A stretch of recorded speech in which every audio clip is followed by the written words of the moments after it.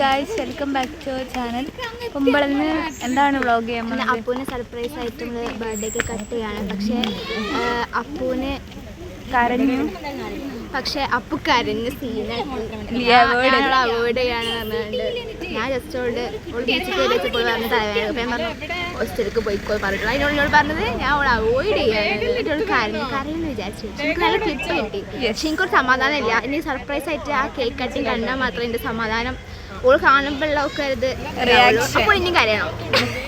അപ്പൂന് surprise എന്ന് പറഞ്ഞാൽ നമ്മുടെ കൂടെ വളരെ ആവശ്യത്തിൽ നിൽക്കുന്ന ഷിഫയും നിഞ്ചുണ്ട്. ഓരാണ് ശരിക്കും സർപ്രൈസ് ആകാൻ വേണ്ടി പോണത്. ഓർക്കും നമ്മൾ സർപ്രൈസ് ഉണ്ട്. അനുപ്രിയന്റെ ചെരുപ്പ് പൊട്ടി ഗായ്സ്. നിഞ്ചുവിൻ്റെയും ഷിഫൻ്റെയും ബർത്ത്ഡേ ഇതിന് മുമ്പ് ജനുവരി തന്നെ ഉണ്ടായിരുന്നത്. 3 ജനുവരിയിലായതുകൊണ്ട് ഞങ്ങൾക്ക് 3 പേർക്കും കൂടി ഒറ്റ സർപ്രൈസിൽ ഒതുക്കാമെന്ന് വിചാരിച്ചിരുന്നു. പക്ഷേ നിഞ്ചുവിനും ഷിഫക്കും ഒരു ഐഡിയ ഇല്ല ഓരോ ബർത്ത്ഡേയും കൂടി ഇതിൻ്റെ കൂടെ ഉണ്ട് എന്നുള്ളത്. ഇപ്പോൾ നമ്മൾ ബീച്ചിലേക്ക് പോയിക്കൊണ്ടിരിക്കുകയാണ്.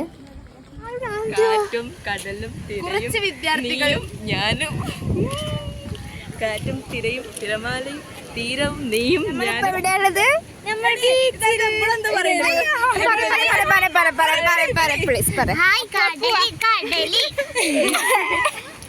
കടല് കണ്ടു. ബീച്ചിലെ വെള്ളം കാണുക. ബീച്ച് വന്ന് കുറച്ചു നേരം എല്ലാവരും അച്ചടക്കത്തിൽ നിന്നെങ്കിലും പിന്നെ കുറച്ച് കഴിഞ്ഞപ്പോൾ ഞങ്ങൾ ആർമാദിക്കുകയായിരുന്നു. ഓടിക്കളിച്ച് ചാടിക്കളിച്ച് എന്തൊക്കെയാ ചെയ്തീന്.